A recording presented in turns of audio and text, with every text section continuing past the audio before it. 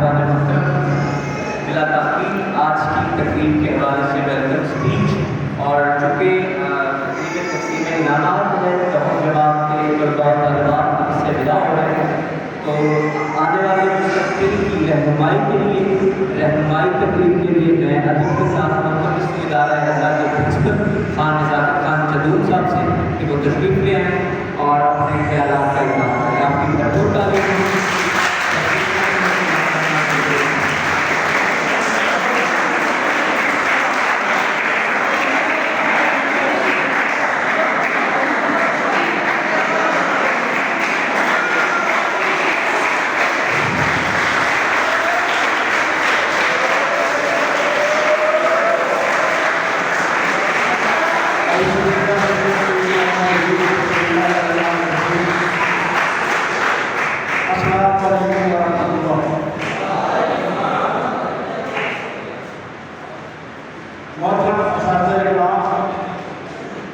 پیارے بچوں، میں ان بچوں کو جو میٹرک کر کے آپ سے جا رہے ہیں ان کو خوش آمدید کہتا ہوں کیونکہ وہ ہمارے مہمان ہیں. یہ سرمنی اس لیے منعقد کی جاتی ہے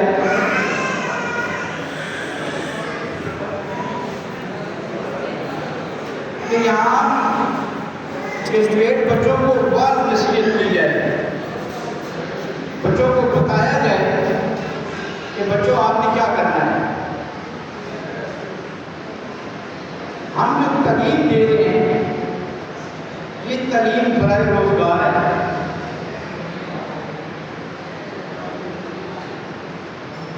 ایک تعلیم جسے ہم علم کہتے ہیں وہ دینی اور معاشرتی علم ہوتا ہے جو معاشرے کو بہتر کرنے کے لیے اور معاشرے میں زندگی گزارنے کے لیے دیا جاتا ہے. لیکن آپ کو جو تعلیم دی جاتی ہے یہ بیسیکلی سکلز ہیں اور روزی روٹی پیدا کرنے کے لیے. تو کوئی بچہ مجھے بتا سکتا ہے کہ وہ میٹرک کر کے کون سا روزگار حاصل کر لے گا؟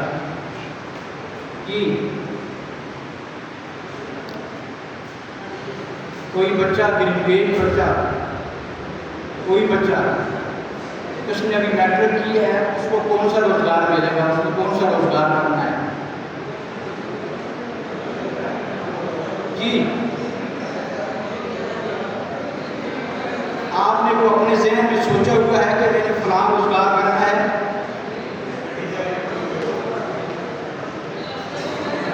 جی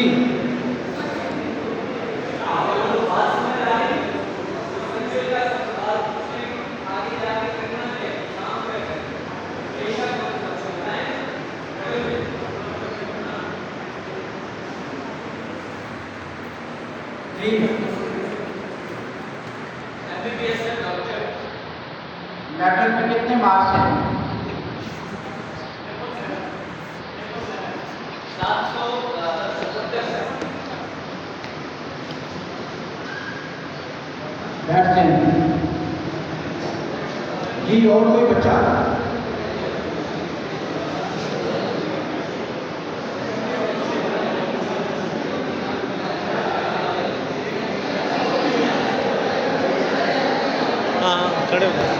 سر یہ کیا کرنا چاہتا ہے؟ میٹرک میں کتنے مارکس ہیں؟ 800. ٹھیک ہے.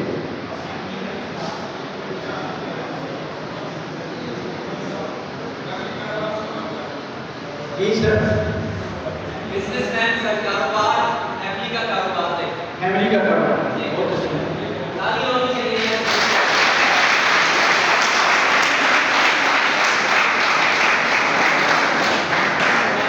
دیکھو بچوں، اس بچے کی فیملی کا کاروبار یہ کاروبار کر سکتا ہے کیونکہ اس نے جو آنکھ کھولی ہے وہ کاروبار کو دیکھا ہے اس نے اپنی آنکھوں سے اپنے گھر میں. جن لوگوں کے گھروں میں حکیم ہوتے ہیں، حکومت کا کام کرتے ہیں، تو انہیں حکومت کے لیے کسی یونیورسٹی جانے کی ضرورت نہیں پڑتی. ان کے گھر کا کام ہوتا ہے، انہیں پتہ ہوتا ہے کہ جو کارپینٹر ہوتے ہیں وہ ان کے گھر کا کام ہوتا ہے،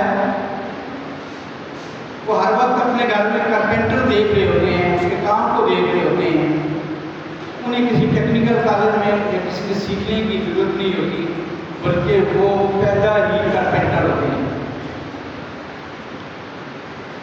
لیکن سوال یہ پیدا ہوتا ہے کہ یہ میٹرک، یہ انٹر، یہ بی ایس، یہ اے ڈی ایس، کیا یہ روزگار کا ذریعہ بن سکتی؟ اچھے روزگار کا؟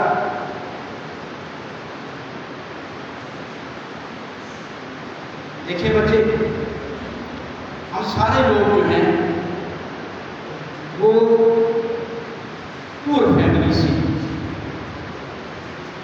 پورسٹ آف دا پور، بہت کم مڈل فیملی سے ہیں، مڈل کلاس سے ہیں، زیادہ پورسٹ آف دا پور ہے۔ اور والدین کو سب سے زیادہ امید اپنے بچوں سے ہوتی ہے۔ جب والدین غربت کی چکی میں پس رہے ہوتے ہیں، اپنا پیٹ کاٹ کے بچوں کو تعلیم دلوا رہے ہوتے ہیں، ان کو کوئی امید ہوتی ہے۔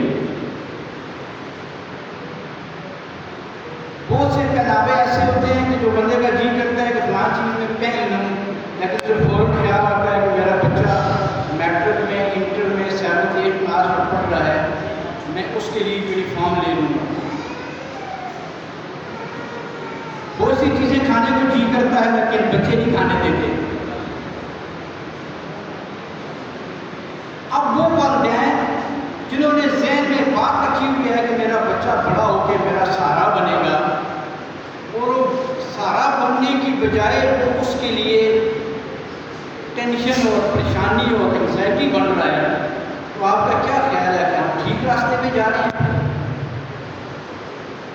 آپ کو یہ میٹرک، یہ انٹر، یہ بی ایس کوئی روزگار نہیں دے سکتے۔ آپ کو صرف اور صرف ٹیکنیکل اور پروفیشنل ایجوکیشن جو ہے وہ روزگار دے۔ اب ایک بچہ اگر ڈاکٹر بننا چاہتا ہے تو ڈاکٹر بننے کے لیے ضروری ہے کہ اس کے میٹرک میں 1100 میں سے 1000 پلس مارکس ہونے چاہیے۔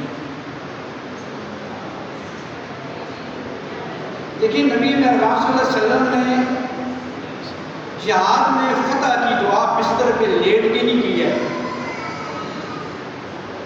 پہلے اپنی اصلی کی پوری تیاری کی ہے، میدان جنگ میں جا کے اللہ سے فتح کی دعا مانگی ہے۔ یہ بستر پہ لیٹے ہوئے جو دعائیں مانگنی ہیں یہ قبول نہیں ہوتی ہیں۔ دعا اس وقت قبول ہوتی ہے کہ سب سے پہلے آپ اس کے مطابق حالات بنائیں گے۔ ایک ڈاکٹر اور انجینئر بننے کے لیے آپ کے پاس میٹرک میں 1000 پلس مارکس ہونے چاہیے۔ اسی طرح انٹر میں بھی آپ کے پاس 1000 پلس مارکس ہو، کیونکہ جب میڈیکل اور انجینئرنگ کا میرٹ بنتا ہے اس میں 50% آپ کا ٹیسٹ ہے، 50% آپ کے میٹرک اور انٹر کے مارکس ہیں۔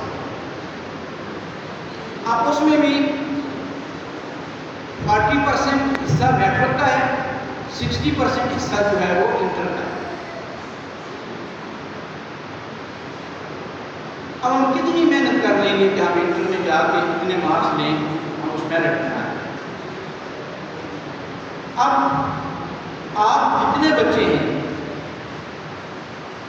آپ نے اب یہ کرنا ہے کہ اگر آپ اپنے والدین کی غربت کو دور کرنا چاہتے ہیں، ان کے لیے خوشحالی کا ذریعہ بننا چاہتے ہیں، تو آپ ٹیکنیکل ایجوکیشن میں جائیں۔ جو ٹیکنالوجی آپ کو پسند ہے، اس میں آپ پہ کوئی زبردستی نہیں، جو ٹیکنالوجی آپ کو پسند ہے اسی کا آپ انتخاب کریں۔ خواہ آپ 1 سال کا ڈپلومہ کریں، 2 سال والا کریں، یا 3 سال والا ایسوسیٹ انجینئر کا کریں، اور ڈپلومے کے ساتھ ساتھ آپ اس اسکل کو سیکھیں۔ آپ 2 سال پاکستان میں اس پہ کام کریں۔ جب آپ کے پاس ڈپلومہ اور اچھی اسکل آ جائے تو دنیا کے کسی بھی ملک میں چلے جائیں گے تو آپ وہاں جا کے لاکھوں کمائیں گے۔ अगर आप ऐसा नहीं करते, अपोजिट साइड,